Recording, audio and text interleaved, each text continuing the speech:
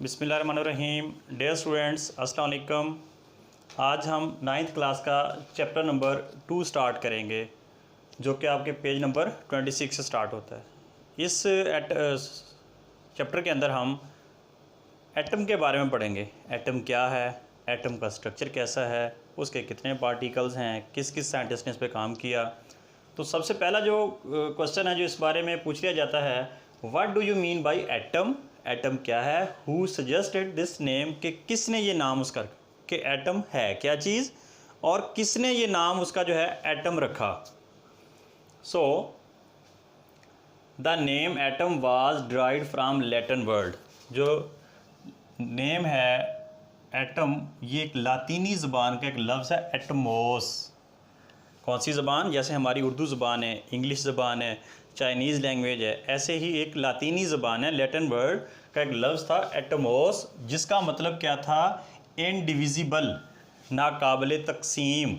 Indivisible mean नाकाबिले तकसीम, यानी जो मज़ीद तकसीम ना हो सकता हो। मिसाल के तौर पर जब हम गंदम है हमारी, उसकी पिसाई करवाते हैं, आटा बन जाता है। आटे बारीक बारीक ज़रात होते हैं, आप आटे का एक ज़रा लेकर उसको मज़ीद 2 हिस्सों में डिवाइड करें, हो जाएगा। अच्छा, जो 2 हिस्से हो गए उनको मज़ीद तकसीम करें, मज़ीद तकसीम करते करते वो मैदे जैसा एक ज़रा बच जाएगा। क्या उसको मज़ीद तकसीम करना मुमकिन है? या जैसे मेरे पास ये मार्कर है, अगर हम इसके काट के 2 टुकड़े कर लें, फिर 2 के फिर 2 कर लें, 4, 4 से 8, 8 से 16 करते जाएँ, आखिरकार एक ऐसा टुकड़ा आ जाएगा जो मज़ीद तकसीम नहीं होगा। उस चीज़ को लैटिन जो है ज़बान में, जो लातीनी ज़बान में एटमोस का नाम दिया गया कि ये चीज़ मज़ीद तकसीम नहीं हो सकती। So the name atom was derived from Latin word Atmos, जिसकी मीनिंग क्या थे, इनडिविजिबल, नाकाबिले तकसीम। मिसाल के तौर पर ग्रीक फ़िलासफ़र, जो यूनानी फ़िलासफ़र था एक डेमोक्रिटस, क्या नाम था जी उसका, सजेस्टेड द नेम एटम। उसने उस पार्टिकल को जिसको मज़ीद तकसीम ना किया जा सके उसका नाम रखा था एटम। ही सेज दैट, उसने कहा था कि matter is composed of tiny indivisibles particles called atom. उसने कहा जो मैटर है, जिसके बारे में हमने पिछले चैप्टर में पढ़ा था, anything that has mass and occupy space. हर जो मैटर है वो छोटे छोटे ज़रात से मिलकर बना है, छोटे छोटे ऐसे ज़रात, ऐसे पार्टिकल जो मज़ीद तकसीम नहीं हो सकते, जो मज़ीद तकसीम उनसे मिलकर एटम बना हुआ है। ही सेज दैट, दोबारा देखें, मैटर इज़ कंपोज्ड, मैटर बना होता है किससे, टिनी पार्ट इनडिविजिबल पार्टिकल, छोटे छोटे नाकाबिले तकसीम ज़रात के मिलने से, उसको उसने क्या नाम दिया, एटम। तो अगर ये सवाल आ जाए what do you mean by atom, तो हम ये बताएंगे कि ये बेसिकली लैटिन ज़बान का वर्ड है, एटमोस से निकाला गया, जिसके मीनिंग क्या है, इनडिविजिबल। और सबसे पहले जो है किस साइंटिस्ट ने, ग्रीक फ़िलासफ़र था डेमोक्रिटस, उसने इसका नाकाबिले तकसीम जो ज़रा था, जो इनडिविजिबल पार्टिकल था, उसका नाम क्या रखा, एटम। और उसने ये भी बताया कि जी मैटर जो है वो कंपोज होता है टिनी इनडिविजिबल पार्टिकल्स पे, उनको हम एटम बोलते हैं। एटम की अगर हम शेप पे आएँ तो देखें, एटम का स्ट्रक्चर मैं बनाता हूँ एक सपोज्ड। एटम के सेंटर में न्यूक्लियस होता है, न्यूक्लियस के अंदर ये जो सेंटर होता है उसमें न्यूक्लियस होता है, न्यूक्लियस के अंदर प्रोटॉन्स और न्यूट्रॉन्स होते हैं। और क्या होते हैं जी, न्यूट्रॉन्स। और इसके गिर्द साइडों पे जो ये शेल बने, जो गोल गोल जो दायरे हैं, इनको हम शेल कहेंगे। इन शेल के अंदर जो मौजूद होते हैं इनको बोलते हैं जी इलेक्ट्रॉन्स। तो पता चला एटम जो है, यहाँ वैसे तो बहुत सारे इसके सब एटॉमिक पार्टिकल्स हैं, जो मेन जो इसके एटॉमिक पार्टिकल्स हैं उसमें क्या होगा जी, इलेक्ट्रॉन्स होंगे। क्या होंगे जी, इलेक्ट्रॉन्स, दूसरे नंबर पे प्रोटॉन्स और तीसरे नंबर पे न्यूट्रॉन्स। अब इन सब की लोकेशन पढ़ते हैं। इलेक्ट्रॉन कहाँ पाए जाते हैं, न्यूक्लियस के गिर्द जो शेल होते हैं उनके गिर्द, उसमें रिवॉल्व करते रहते हैं, घूमते रहते हैं। और इनके ऊपर चार्ज होता है नेगेटिव। कौन सा चार्ज होता है, और जो प्रोटॉन है वो हमेशा न्यूक्लियस के अंदर पाए जाते हैं। कहाँ पाए जाते हैं, न्यूक्लियस के अंदर। और इनके ऊपर कौन सा चार्ज होता है, पॉजिटिव चार्ज होता है। इसी वजह से हम जब एटम का स्ट्रक्चर बनाते हैं समटाइम, तो इसके दरमियान में ऐसे प्लस का साइन लगा होता है न्यूक्लियस के, उस प्लस के साइन का मतलब है इसके ऊपर पॉजिटिव चार्ज। पॉजिटिव चार्ज किसकी मौजूदगी की वजह से होता है, प्रोटॉन की मौजूदगी की वजह से। और जो न्यूट्रॉन होते हैं ये न्यूट्रल होते हैं, इनके ऊपर कोई चार्ज नहीं होता, इनके ऊपर कोई चार्ज नहीं होता। तो ये हमारा एक छोटा सा इसके बारे में ब्रीफ डिस्क्रिप्शन थी कि एटम होता क्या है, इसको जिसको मज़ीद तकसीम नहीं किया जा सकता। जी बेटा, अब हम पढ़ेंगे जॉन डाल्टन। एक साइंटिस्ट था, उसका नाम था जॉन डाल्टन। क्या नाम था जी? जॉन डाल्टन था। ये हमारा जॉन मोहम्मद नहीं था जैसे होते हैं यहाँ, वो जॉन इंग्लिश का लफ्ज़ है मतलब। तो एग्ज़ाम में ये एक क्वेश्चन आ जाता है कि जी what is Dalton's atomic theory. Dalton एक साइंटिस्ट था, उसने एटम के बारे में एक थ्योरी पेश की थी। तो ये शॉर्ट क्वेश्चन पूछा जाता है कि जी डाल्टन एटॉमिक थ्योरी क्या है। In the beginning of the 19th century, 19वीं सदी के आगाज़ में John Dalton put forward atomic theory. John Dalton ने अपनी थ्योरी पेश की। कब? 19वीं सदी के आगाज़ में। अकॉर्डिंग टू इट, उसके मुताबिक all matters is made up of very small indivisible particle called atoms. मतलब जॉन डाल्टन ने कहा था कि जितने भी मैटर्स हैं वो सारे के सारे छोटे छोटे इंडिविजिबल पार्टिकल, नाकाबिल तकसीम ज़रात से मिलकर मैटर बने हुए हैं, और उसको उसने क्या नाम दिया था? एटम्स। जो उसने अपनी थ्योरी पेश की उसके ये 4 पॉइंट्स हैं। नंबर 1 उसने कहा था all atom composed of atoms. जितने भी मैटर हैं वो सारे एटम से कंपोज होकर बने हैं। मिसाल के तौर पर ये हमारे पास एक कोई टुकड़ा है, सपोज हम कहते हैं ये हमारे पास गोल्ड का एक पीस है, तो वो कहता है इसके जितने भी सारे छोटे छोटे ये जो ज़रात हैं ये इंडिविजिबल पार्टिकल यानी एटम से मिलकर बना है। ये सारे किससे मिलकर बना है? यानी क्योंकि अब ये मैटर है, मैटर मीन यानी इसके पास इसकी जो है स्पेस भी कवर करता है, इसका वॉल्यूम भी है यानी उसका मैस भी है। तो ये जो इसके छोटे छोटे ज़रात से मिलकर बना हुआ है, छोटे छोटे ज़रात जो इंडिविजिबल हैं जिनको हम एटम्स बोलते हैं, उनसे मिलकर मैटर बनता है। मिसाल के तौर पर ये हमारे पास मार्कर है, तो ये मार्कर जो है छोटे छोटे एटम से मिलकर बना हुआ है। Number 2, an atom is indivisible. एक तो वो नाकाबिल तकसीम होता है, यानी ऐसा छोटे से छोटा ज़रा जो फर्दर डिवाइड ना हो सके। हार्ड यानी थोड़ा सख्त होता है। डेंस घना सा होता है। सफ़ियर, सफ़ियर कहते हैं जैसे कोई बॉल की शेप होती है, इस शेप का एटम होता है। तीसरे नंबर पे बताया उसने atoms of the same element are alike. एक ही एलिमेंट के सारे एटम एक ही तरह के होते हैं। मिसाल के तौर पर हमारे पास अगर ये एक कॉपर का टुकड़ा है तो कॉपर के जो एटम होंगे सारे एक जैसे होंगे। ये नहीं है कि कोई बड़ा है कोई छोटा है, किसी का वज़न ज़्यादा है किसी की शेप डिफरेंट, ऐसा नहीं है।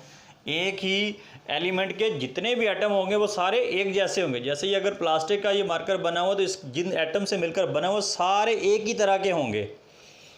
Number 4, they combine in different ways to form compound. उसने बताया कि जो एटम्स होते हैं मुख्तलिफ़ तरीक़ों से आपस में मिलकर कंपाउंड बना देते हैं। मिसाल के तौर पर हमारे पास एक एटम है जी कार्बन का है, अगर ये ऑक्सीजन के एटम्स के साथ मिलता है तो ये जो चीज़ बनाएगा वो CO2 यानी कार्बन डाइऑक्साइड बना देगा, ये कंपाउंड बन गया। इसी तरह हाइड्रोजन के जो एटम्स हैं अगर ऑक्सीजन के एटम से मिलें तो वो एक कंपाउंड बना देते हैं यानी वाटर बना देते हैं। अगर हम इसको बैलेंस करें तो इस तरह हो जाएगा। इसी तरह अगर हाइड्रोजन जो है हाइड्रोजन के एटम्स और सल्फ़र के एटम्स आपस में मिलें तो वो कोई कंपाउंड बना देते हैं जैसे हाइड्रोजन सल्फाइड। तो ये थी जी John Dalton atomic theory. Next है जो हमारे पास प्रोटॉन। हमने ये पढ़ा था कि जो एटम जो है हमारे पास एक एटम है, सपोज़ ये उसका जो है न्यूक्लियस है, न्यूक्लियस के गिर्द डिफरेंट शेल्स होते हैं। इस न्यूक्लियस के अंदर जो है प्रोटॉन्स होते हैं और न्यूट्रॉन्स होते हैं, और इसके गिर्द डिफरेंट शेल्स में क्या होते हैं जी? इलेक्ट्रॉन्स होते हैं। ये जो प्रोटॉन्स, इलेक्ट्रॉन और न्यूट्रॉन इसके सब एटॉमिक पार्टिकल्स क्या हैं जी? सब एटॉमिक पार्टिकल्स। इसमें क्या क्या आ जाता है जी? प्रोटॉन्स, इलेक्ट्रॉन्स और न्यूट्रॉन्स। प्रोटॉन्स पे पॉजिटिव चार्ज होता है, इलेक्ट्रॉन्स के ऊपर नेगेटिव चार्ज होता है और न्यूट्रॉन के ऊपर नो चार्ज यानी कोई चार्ज नहीं होता, इसको न्यूट्रल भी बोलते हैं। प्रोटॉन हमेशा न्यूक्लियस के अंदर पाया जाता है, इलेक्ट्रॉन जो है और न्यूट्रॉन भी न्यूक्लियस के अंदर पाया जाता है। जो इलेक्ट्रॉन्स हैं वो इस न्यूक्लियस के इर्द गिर्द मुख्तलिफ ऑर्बिट्स में रिवॉल्व करते रहते हैं, घूमते रहते हैं। तो प्रोटॉन्स के बारे में आज हमने पढ़ना है कि प्रोटॉन्स जो है वो सब एटॉमिक पार्टिकल है जो जिसके ऊपर पॉजिटिव चार्ज होता है। कौन सा चार्ज होता है? तो ये 1886 में एक साइंटिस्ट थे गोल्डस्टेन, उन्होंने डिस्कवर किया था कि एटम के अंदर एक पॉजिटिव हिस्सा है, उसके ऊपर एक पॉजिटिव चार्ज है, और वो पॉजिटिव चार्ज वाला जो पार्टिकल है दैट इज़ कॉल्ड प्रोटॉन। तो ये सवाल आ सकता है कि हु डिस्कवर्ड द प्रोटॉन।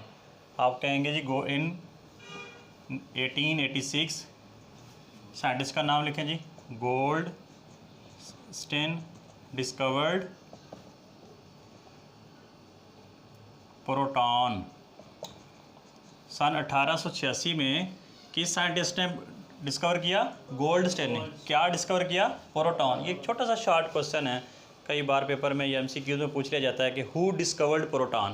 तो आप कहेंगे गोल्डस्टेन डिस्कवर्ड प्रोटॉन। किस ईयर में? इन 1886 में। इसके बाद आ जाता है जी इलेक्ट्रॉन। अब ये देखा साइंटिस्ट ने कि एटम के अंदर जो है पॉजिटिव चार्ज है, तो उसको न्यूट्रलाइज करने के लिए कोई नेगेटिव ज़रा भी है, नेगेटिव पार्टिकल भी है। इस सिलसिले में जब हम ये देखते हैं कि एटम के गिर्द, ये दरमियान में न्यूक्लियस है, न्यूक्लियस के गिर्द जो है डिफरेंट इलेक्ट्रॉन्स हैं, और इन इलेक्ट्रॉन के ऊपर नेगेटिव चार्ज होता है, ये रिवॉल्व करते हैं। तो ये बात हमें कैसे पता चली? इन 1897 में 1897 में एक साइंटिस्ट थे J Thomson, Joseph John Thomson उनका नाम था। ये ब्रिटिश जो है फिज़िक्स थे, यानी बरतानिया में फ़िज़िक्स के साइंसदान थे बेसिकली। और इन्होंने ये बताया कि एटम के अंदर एक नेगेटिव पार्टिकल है, उसका नाम इलेक्ट्रॉन है। तो हम यूँ कह सकते हैं कि इलेक्ट्रॉन किसने डिस्कवर किया? जे थॉमसन ने। हम कह सकते हैं जी जे थॉमसन। ये J stand for Joseph John Thomson ने डिस्कवर्ड इलेक्ट्रॉन। किस ईयर में? ये स्टार्ट में भी लिखा सकते हैं, अब यहाँ भी लिख सकते हैं, इन 1897। उनकी इस खिदमत की वजह से कि उन्होंने साइंस में बहुत बड़ा काम किया, 1906 में इनको नोबेल प्राइज़ से अवार्ड किया गया। नोबेल प्राइज़ साइंस की दुनिया में सबसे बड़ा इनाम है, वो 1906 में इनको इलेक्ट्रॉन की डिस्कवरी की बुनियाद पर इनको अवार्ड किया गया। तो यहाँ से भी MCQ बन सकते हैं कि जी किस ईयर में जे थॉमसन को नोबेल प्राइज़ मिला, ठीक है जी, वो किस कंट्री के रहने वाला था, ब्रिटिश, वो किस सब्जेक्ट का था, बेसिकली फ़िज़िक्स का, उसका नाम क्या था जी जिसने इलेक्ट्रॉन डिस्कवर किया, जे थॉमसन, किस ईयर में किया। तो ये जितने भी यहाँ छोटी छोटी इन्फॉर्मेशन लिखी गई है, ये आपके MCQs के हवाले से बड़ी इंपॉर्टेंट है। अब इसी जे थॉमसन ने मुख्तलिफ उस वक्त थ्योरीज़ पेश की, 3 थ्योरीज़ ने पेश की थी, जिसमें से सबसे ज़्यादा जो मकबूलियत है इस थ्योरी को मिली, that is called plum pudding theory. Plum pudding theory क्या है जी?